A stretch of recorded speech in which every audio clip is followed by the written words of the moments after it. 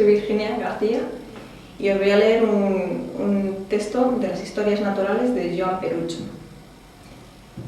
El naturalista. El sol, a través de la vidriera, tomaba unos tonos dorados, azules, amarillos o rojos según la pequeña forma geométrica que lo filtraba, y caía en diagonal a la gran sala para reflejarse en el ojo de la monstruosa Scolopendra martyrialis. Fuera, las finas columnas de la galería ascendían erectas, un tanto torturadas por el yeso de las guirnaldas, y servían de marco al jardín botánico, en donde cada planta y arbusto tenía un breve rótulo, escrupulosamente caligrafiado.